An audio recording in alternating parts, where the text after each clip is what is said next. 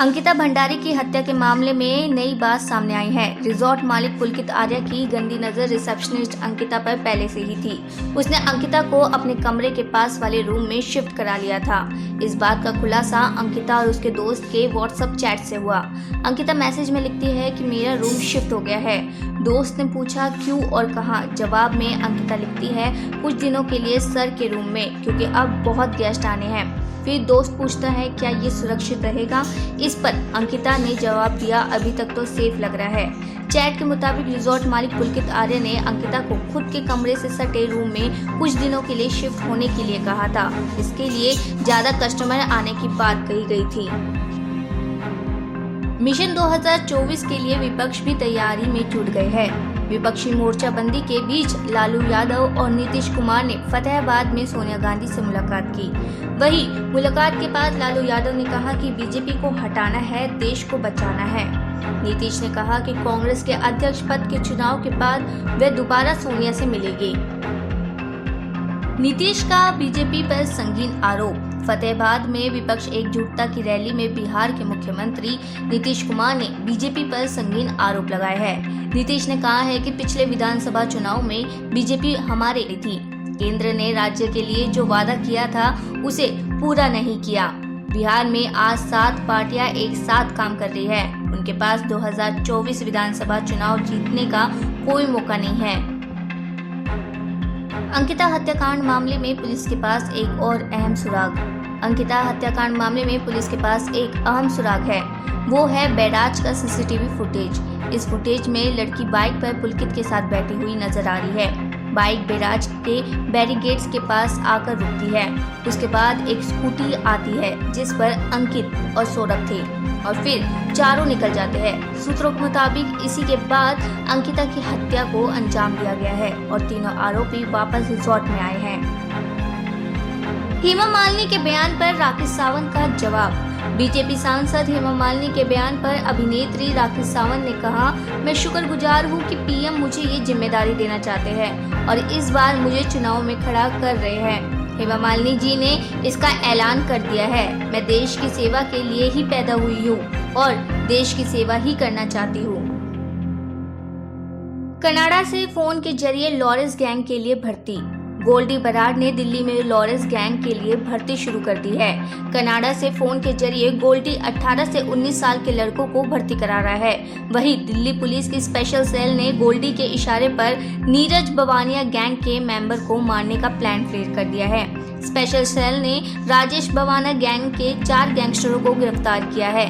गिरफ्तार गैंगस्टरों में एक मशहूर रैपर भी शामिल है।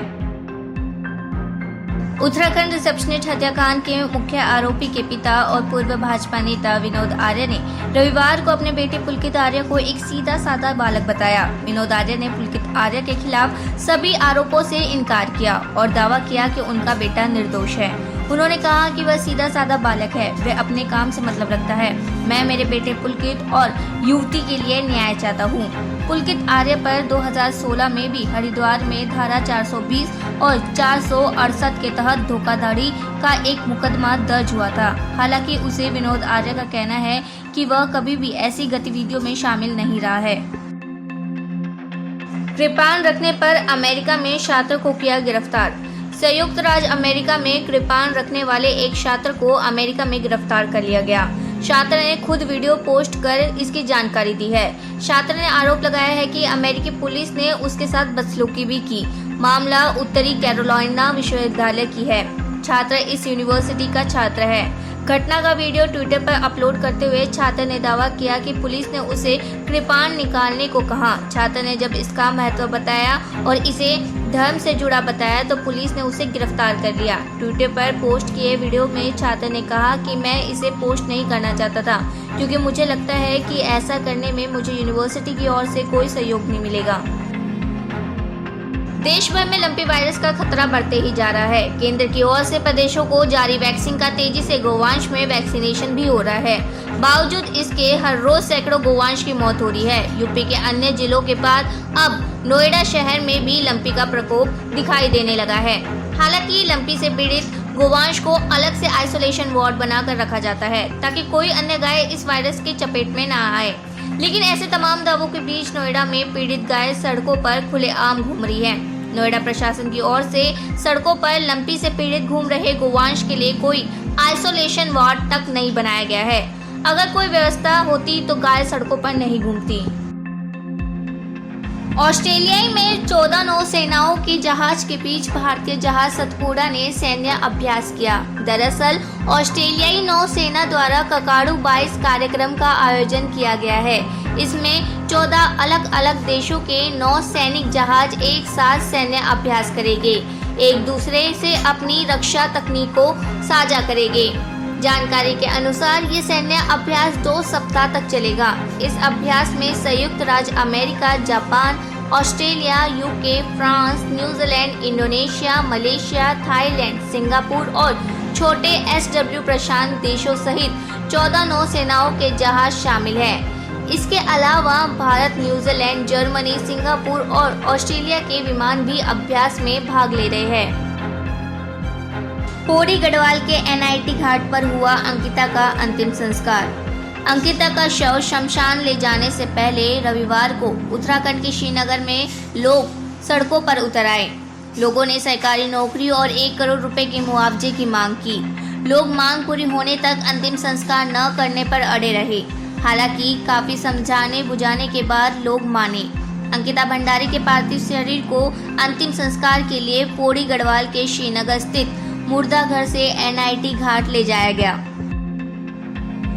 भारतीय रिजर्व बैंक मुद्रास्फीति से निपटने के लिए अमेरिका के फेडरल रिजर्व समेत अन्य वैश्विक केंद्रीय बैंकों का अनुसरण करते हुए शुक्रवार को लगातार चौथी बार ब्याज दरों में बढ़ोतरी कर सकती है।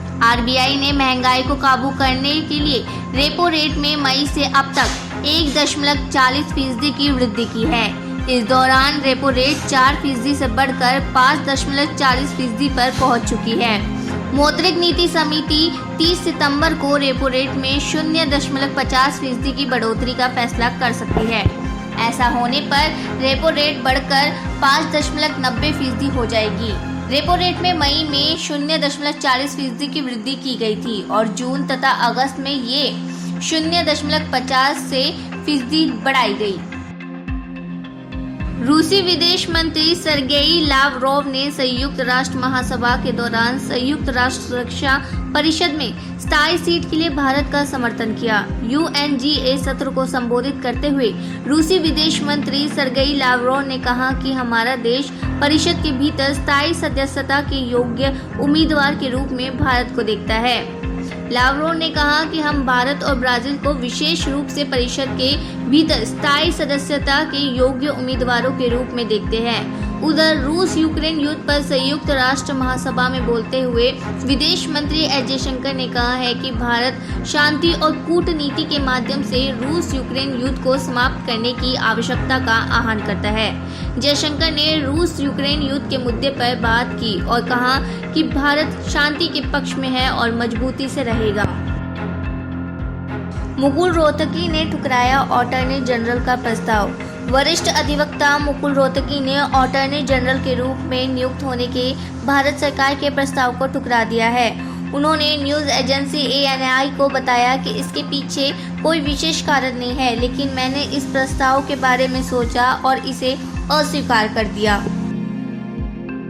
कांग्रेस विधायक दल की बैठक हुई रद्द। राजस्थान में नए CM को लेकर सियासी घमासान मचा है। कांग्रेस विधायक दल की बैठक रद्द हो गई है। मंत्री प्रताप सिंह ने बताया कि गहलोत गुट के विधायक काफी नाराज है।